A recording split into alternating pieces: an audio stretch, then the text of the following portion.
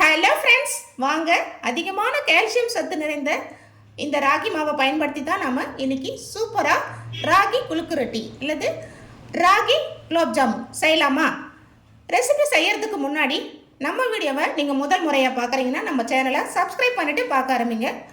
அப்போ தான் அடுத்தடுத்து நான் போடுற வீடியோக்கள் உங்களுக்கு ரீச் ஆகும்.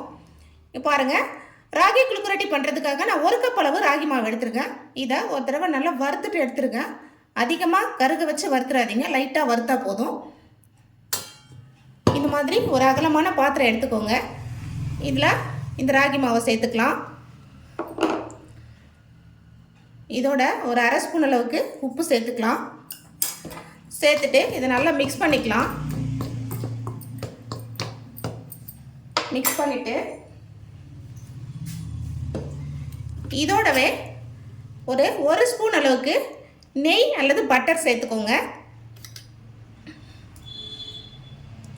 இதோட ஒரு 1/2 கப் அளவுக்கு தேங்காய் பால் சேர்த்துக்கோங்க. சேர்த்துட்டு மிக்ஸ் பண்ணிக்கலாம்.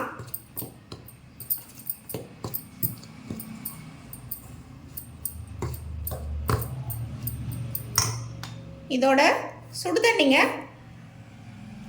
வெந்நீர் கொஞ்சம் கொஞ்சமாக தெளித்து நாம் இதை பூரி மாவு பதத்துக்கு பிசைஞ்சு எடுத்துக்கலாம். பாருங்கள் ஃப்ரெண்ட்ஸ், மாவு நல்லா இந்த பதத்துக்கு பிசைஞ்சு எடுத்துக்கிட்டேன்.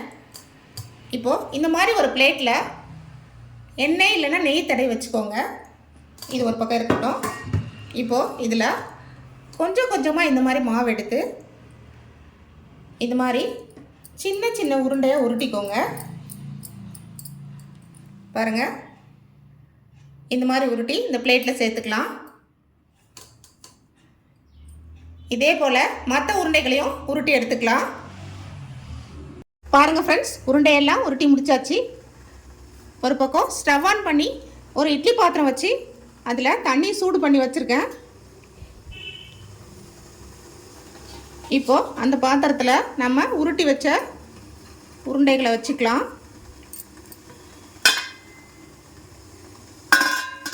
வச்சுட்டு மூடி போட்டு ஒரு 10 நிமிஷம் வேக விடலாம். வேகட்டும். இது வேகிறதுக்குள்ளே நம்ம இன்னொரு பக்கம் கருப்பட்டி பாக்கு ரெடி பண்ணிக்கலாம். கருப்பட்டி தாங்க இதுக்கு டேஸ்ட்டாக இருக்கும். ராகி உருண்டைகள் வந்துருச்சா பார்க்கலாம்.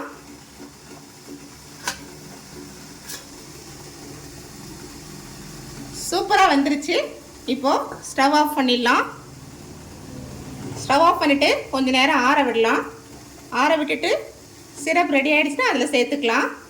கருப்பட்டி பாக்கு ரெடி பண்ணுறதுக்கு ஸ்டவ் ஆன் பண்ணி இந்த மாதிரி ஒரு அடிகனமான பாத்திரம் வச்சுருக்கேன். இதில் ஒரு 3/4 கப் அளவுக்கு கருப்பட்டி சேர்த்துக்கலாம். இதில் 1/2 கப் அளவுக்கு தண்ணி சேர்த்துக்கலாம்.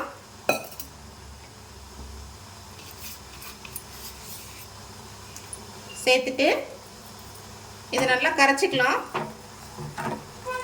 கொஞ்சம் அந்த பிசு பிசுப்பு தன்மை வர வரைக்கும் நல்லா கரைச்சி எடுத்துக்கலாம். இது சுத்தமான கருப்பட்டிங்க. நீங்கள் வெள்ளை கலந்து செய்கிறீங்கன்னா நல்லா இதை கரைச்சிட்டு ஃபில்டர் பண்ணிக்கோங்க. கரையட்டும்.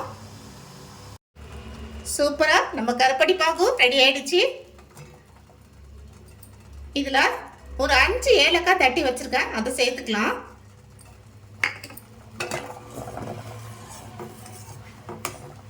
வாசம் சூப்பராக இருக்குதுங்க. இப்போ இதில் நம்ம ராகி உருண்டைகளை சேர்த்துக்கலாம்.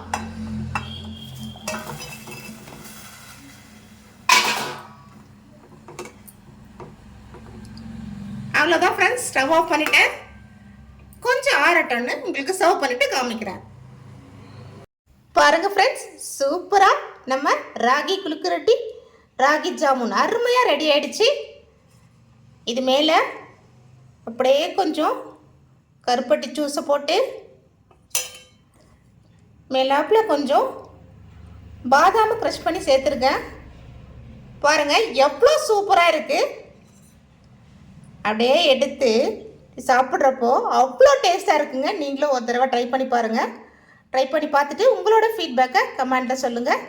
இந்த ரெசிபி உங்களுக்கு பிடிச்சிருந்தா லைக் பண்ணுங்கள், ஷேர் பண்ணுங்கள். அப்படியே மறக்காமல் நம்ம சேனலை சப்ஸ்கிரைப் பண்ணிக்கோங்க. Thank you friends.